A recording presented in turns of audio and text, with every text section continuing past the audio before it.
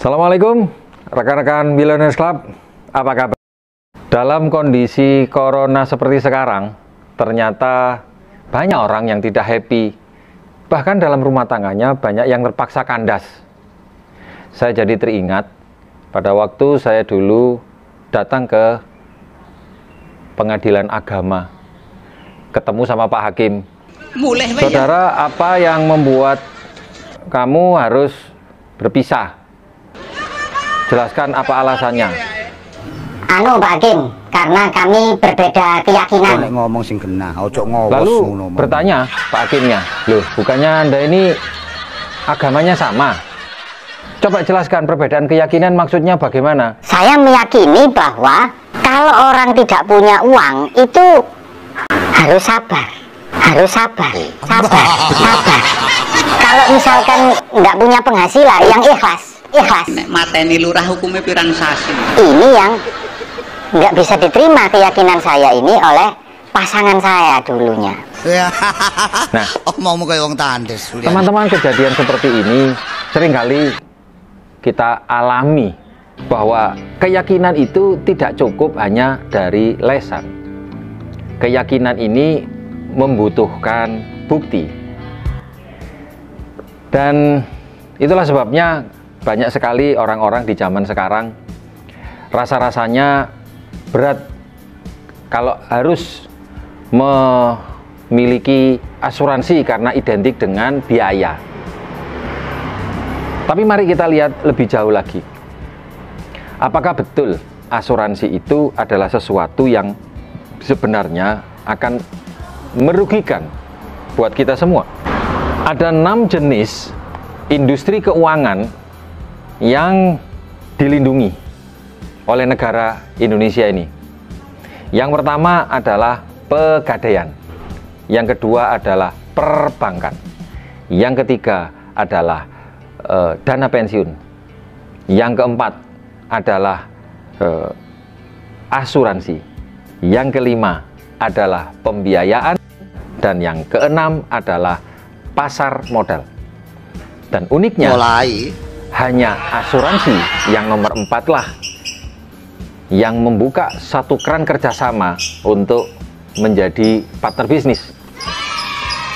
5 jasa keuangan lainnya meminta kita semua hanya menjadi pegawai saja. Nah, disinilah sebenarnya sebuah peluangnya. Banyak orang bilang asuransi adalah identik dengan paper aset. Kau ini cari siapa? Ini dianggap benar, bisa dianggap tidak benar. Kenapa demikian? Karena paper asset adalah sesuatu yang bisa dipindah tangankan dan bisa diperjualbelikan. Kita tahu bahwa asuransi tidak bisa dipindah tangankan dan tidak bisa diperjualbelikan. Apa Anda mau beli polis asuransi saya? Kenapa? Karena di dalamnya adalah kontrak perjanjian yang melindungi para tertanggung dan ahli waris. Bagaimana kalau ternyata ahli warisnya adalah anak saya? Apakah Anda mau membayar polis asuransi saya untuk masa depan anak saya? Saya rasa tidak. Nah, menurut Undang-Undang tahun 2000, nomor saya sudah catat di sini, nomornya adalah nomor 19. Bahwa ada 3 jenis aset yang bisa disita oleh negara atas nama negara sebagai hutang pajak. Yang pertama adalah tanah dan bangunan. Yang kedua adalah deposito dan tabungan. Dan yang ketiga adalah saham, obligasi, dan surat-surat berharga lainnya. Tetapi asuransi tidak termasuk di dalamnya. Sehingga manakala ada orang yang punya aset yang cukup besar dan kemudian dia meninggal atau mungkin jatuh bangkrut karena sesuatu hal dan terpaksa dia harus membayar dengan aset-asetnya, maka semuanya bisa disita oleh negara. Rangga, yang kamu lakukan ke saya itu jahat. Kecuali asuransi, karena asuransi tidak termasuk di dalam 3 jenis aset yang bisa disita oleh negara. Nah, inilah solusinya buat Anda semua, teman-teman. Bagi kita yang punya aset, punya tabungan, deposito, itu kalau ternyata ada apa-apa, dengan kewajiban keuangan kita, ya otomatis bisa disita. Koni jari siapa? Bagaimana dengan asuransi? Tidak. Anda punya surat berharga, saham, obligasi, itu pun juga bisa disita. Kalau ada isinya, kalau ada keuntungannya. Bagaimana dengan asuransi? Kita tahu bahwa asuransi berisi dua komponen. Yang pertama adalah proteksi, yang kedua adalah investasi. Meskipun investasinya dikembangkan melalui instrumen reksadana untuk membeli saham, obligasi, dan deposito, tetapi hasil investasi dari unit link tidak termasuk ke dalam kategori 3 aset yang bisa disita oleh negara. Karena dia masuk di dalam bagian daripada kontrak perjanjian asuransi.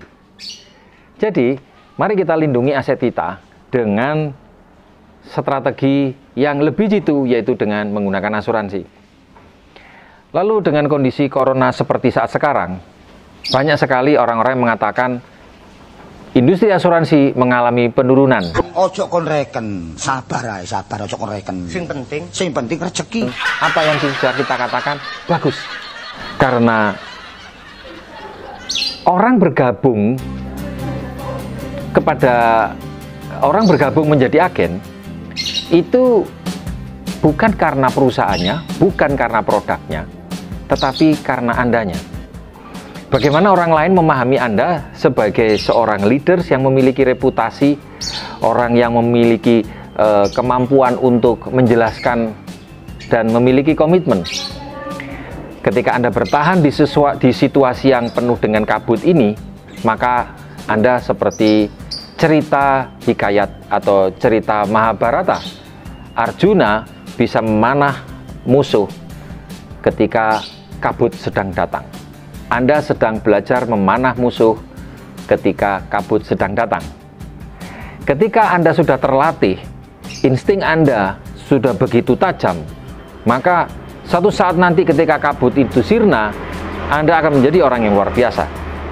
Nah, karena itulah teman-teman, saya mengajak Anda semua untuk berpindah kuadran, dari kuadran kiri ke kuadran kanan.